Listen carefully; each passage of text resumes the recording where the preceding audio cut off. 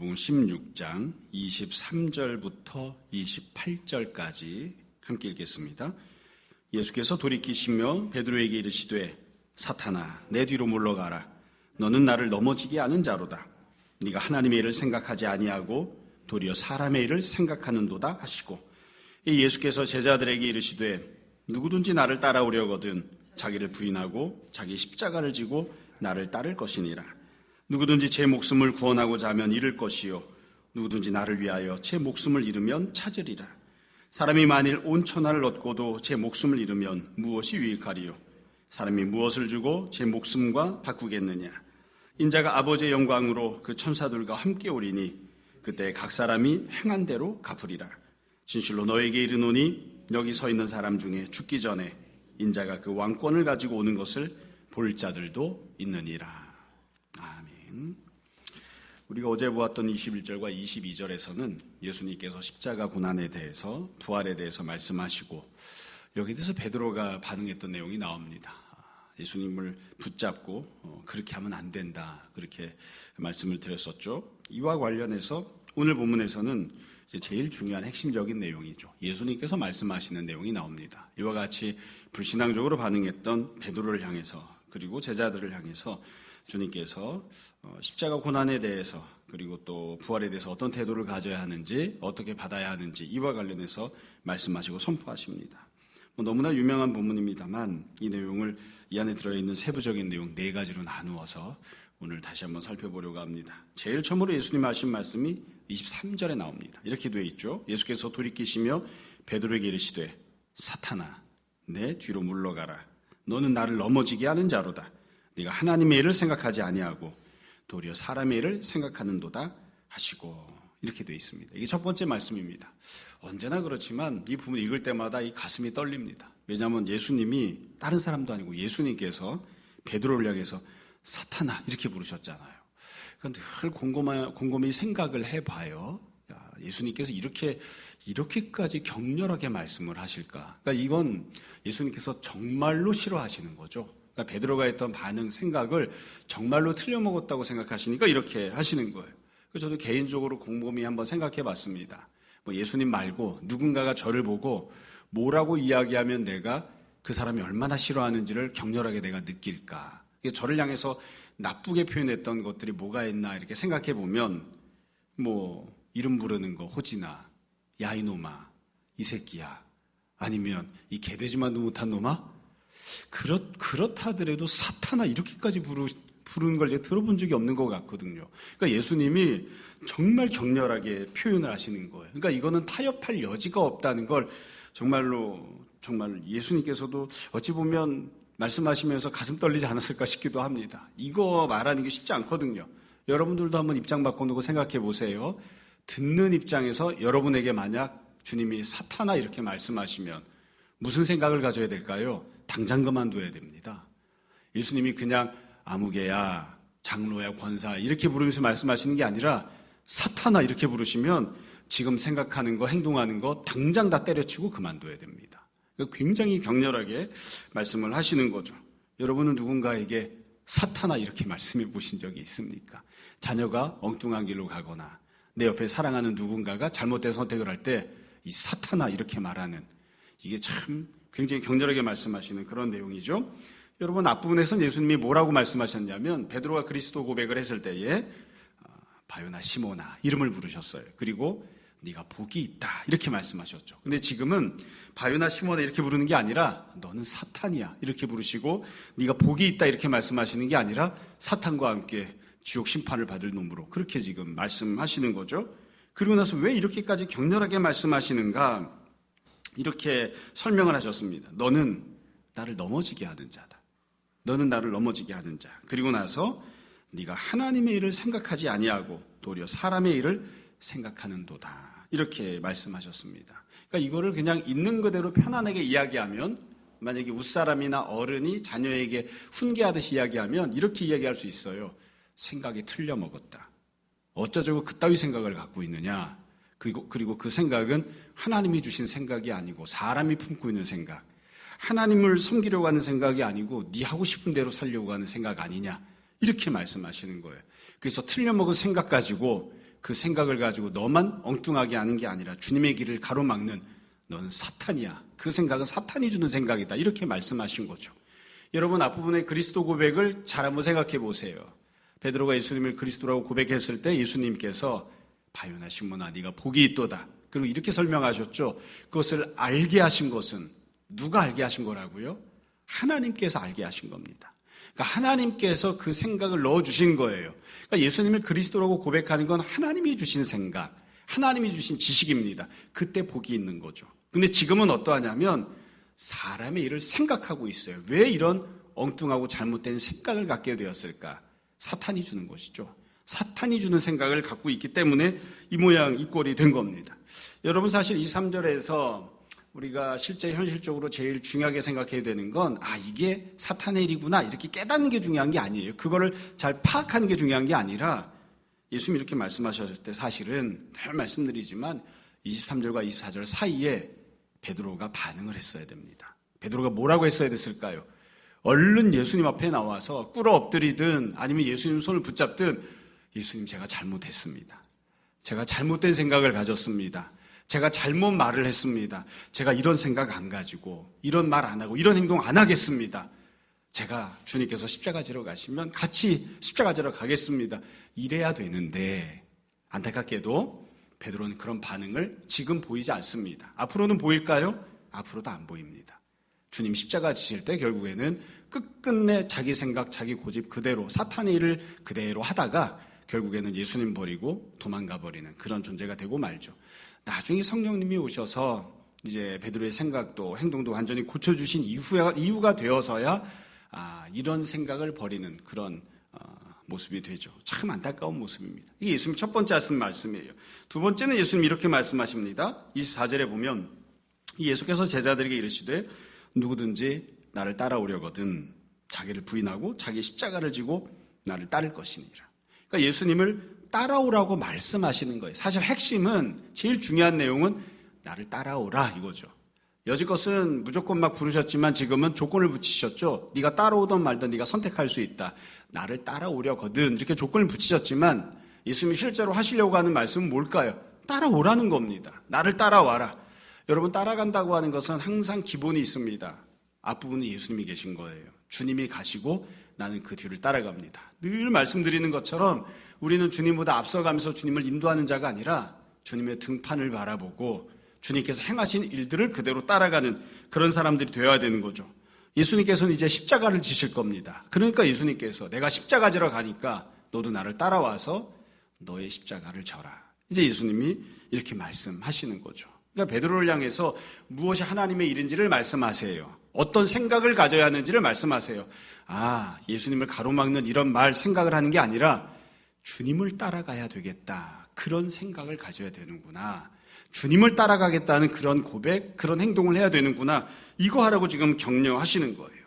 앞부분에 나왔던 그리스도 고백에서도 예수님이 4가지 말씀을 하셨는데 그중에 두 번째 내용은 이런 거였습니다. 이 16장 앞부분에 나왔던 내용이죠. 내가 이 반석 위에 내 교회를 세우겠다. 음부의 권세가 이기지 못할 것이다. 이렇게 말씀하셨어요. 그 말씀과 이 내용을 연관해서 생각해 보면 이렇게 이해할 수 있습니다. 예수님께서는 교회를 세우시죠. 어떻게 세우시냐면 주님께서 십자가를 지심으로 교회를 세우십니다. 만약 예수님이 십자가가 없었으면 교회가 세워질 수가 없었겠죠. 십자가가 없는데 무슨 교회가 있겠습니까? 그리고 제자들에게 내가 교회를 세우겠다고 하세요. 내가. 그러니까 예수님이 교회를 세우시는데 그러면 제자들은 어떻게 순종하고 따라가야 되는가?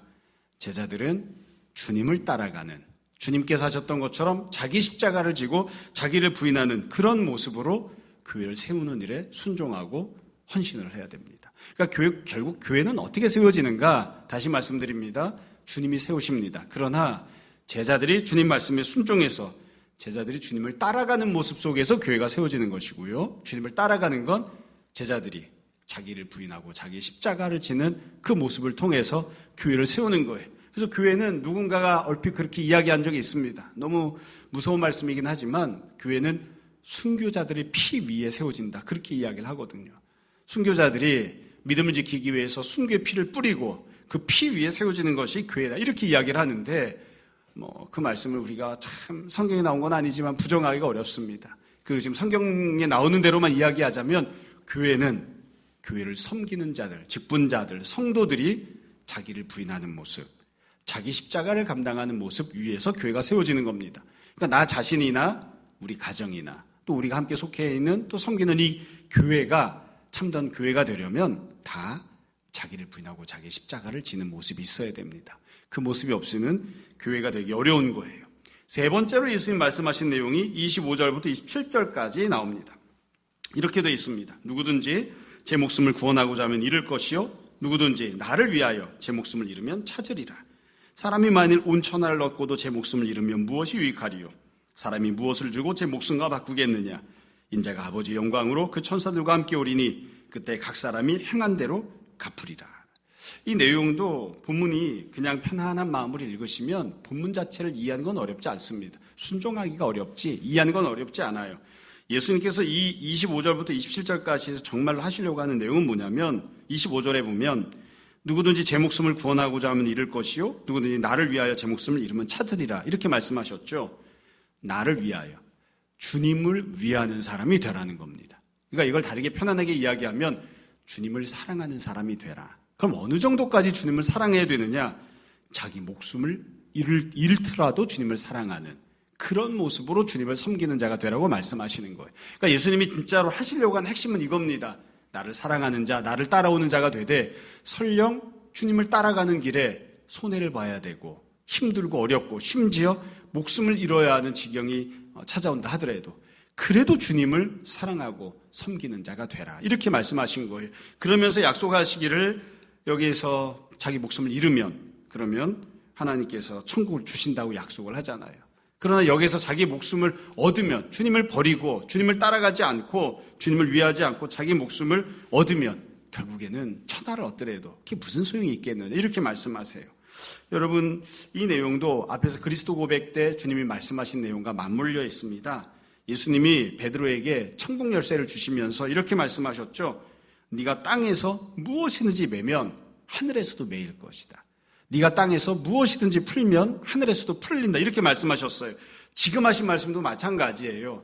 주님을 섬기고 사랑하기 위해서 목숨을 잃는 것은 이 땅에서 하는 행동이죠.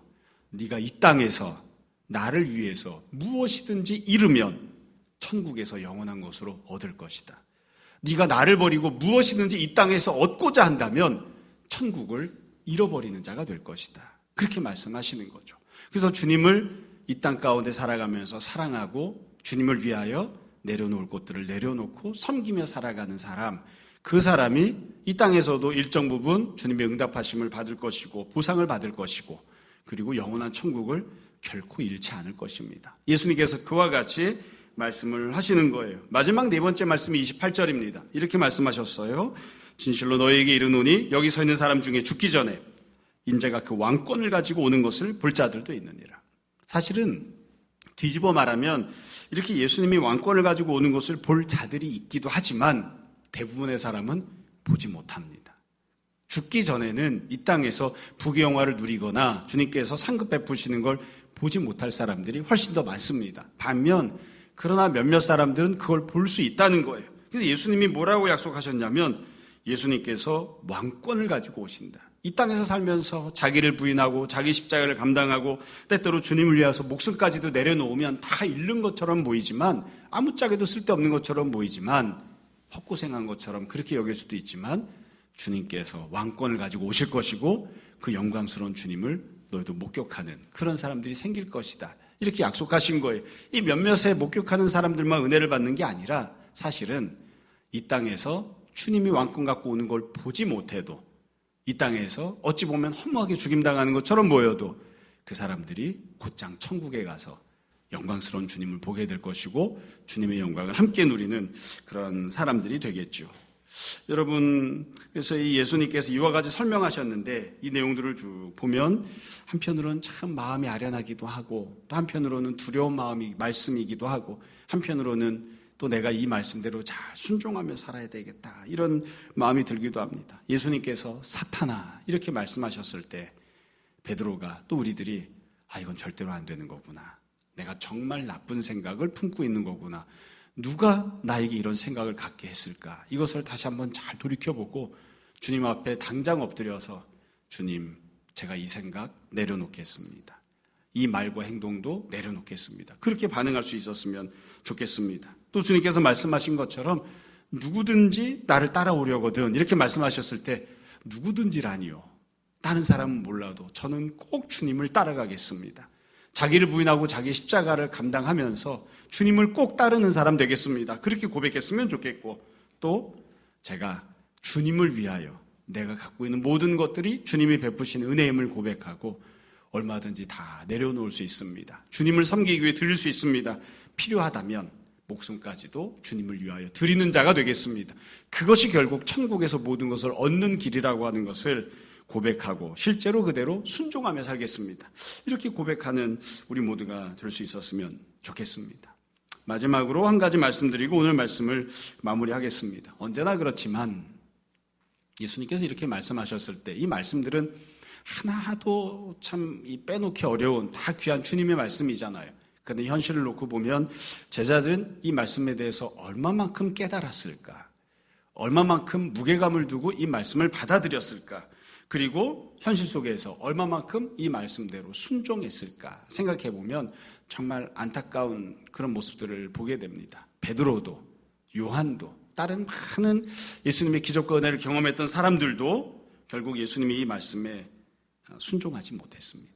깨닫지도 못했고 순종하지도 못했고 그래서 불행하게도 그 뒤에 보면 베드로가 생각 안 바꿉니다. 생각을 안 바꿉니다. 언제까지 안 바꿀까요? 주님 돌아가실 때까지 안 바꿉니다. 그리고 그냥 자기 생각이 옳다 여기고 끝까지 고집을 부리죠. 베드로가 주님을 위하여 목숨을 버리거나 다른 뭔가를 희생하는 모습이 나타나는가? 안 나타납니다. 주님 돌아가실 때까지, 주님께서 십자가 고난을 당하실 때까지 그런 모습을 보이지 못합니다. 너무 안타까운 거죠. 그래서 뒤집어 말하면 늘 주님 곁에 있고 직접 주님의 육성을 들었던 베드로도 요한도 생각을 못 바꾼 것처럼 우리가 주님의 말씀을 듣고 나서도 생각 바꾸는 것, 주님을 위하여 나의 것을 내려놓는 게 정말 어려운 일입니다. 성령님께서 도와주시고 역사하시고 우리를 고쳐주시지 않으시면 이 말씀 들었다 할지라도 순종하기가 참 어렵습니다. 그래서 우리가 늘 어떻게 해서든 가난한 마음, 겸손한 마음, 은혜를 사모하는 마음, 성령님이 주시는 말씀을 잘 듣고 부드럽게 순종하고자 하는 그런 마음 달라고 기도해야 되고 또 그런 마음 품는 것을 늘 자기를 쳐서 복종시키며 훈련해야 하지 않을까 싶습니다. 언제나 주님 말씀 듣고 주님의 생각을 나의 생각으로 품는 자, 잘 이해되지 않아도 주님이 손에 대는 길을 가라고 하시면 기쁜 마음으로 잘 그 길을 걸어가는 우리 모두가 되어서 주님 원하시는 것처럼 교회를 세우는 일에 쓰임받고 주변 많은 사람들에게 복음 전하고 또 우리도 이 땅 가운데 개인적으로, 가정적으로, 교회적으로 천국 누리며 살아가는 귀한 성도들이 되었으면 좋겠습니다. 오늘도 주님의 은혜 가운데 거하는 우리 모두가 되기를 주님 이름으로 축원합니다. 잠시 기도하겠습니다. 아버지 하나님, 주께서 베드로를 지극히 사랑하셔서 그가 지금 갖고 있는 생각이 얼마나 악한지를 격렬하게 말씀하시고 어떻게든 베드로를 붙잡으려 하셨던 것을 우리가 오늘 살펴봅니다.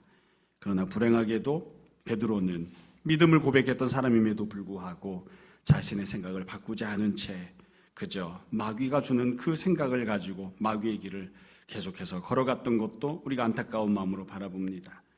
주님, 나는 그렇지 않은 것처럼 여기지만 혹시 우리의 생각 가운데, 우리의 행동 가운데 주님의 말씀을 따르지 않는 나의 욕심과 고집을 따르는 또 우리의 행동과 말 가운데 교회를 세우는 일이 아니라 교회를 도리어 허물어가는 그런 모습은 없는지 다시 한번 돌아보게 하시고 또한 잘 깨닫게 하여 주옵소서. 언제나 주님 앞에 겸손한 마음으로 은혜를 구하게 하시고 무엇이 주님의 뜻인지 잘 분별하게 하시고 담대한 모습으로 주님을 따라가는 우리 모두 되게 하여 주옵소서. 이 아침에 성도들이 기도할 때에 주께서 들으시고 응답하시기 원하며 이 모든 말씀 예수님 이름으로 기도합니다. 아멘. 하늘에 계신 우리 아버지여, 이름이 거룩히 여김을 받으시오며 나라가 임하시오며 뜻이 하늘에서 이루어진 것 같이 땅에서도 이루어지이다. 오늘 우리에게 일용할 양식을 주시옵고 우리가 우리에게 죄진 자를 사하여 준 것 같이 우리 죄를 사하여 주시옵고 우리를 시험에 들게 하지 마시옵고 다만 악에서 구하시옵소서. 나라와 권세와 영광이 아버지께 영원히 있사옵나이다. 아멘.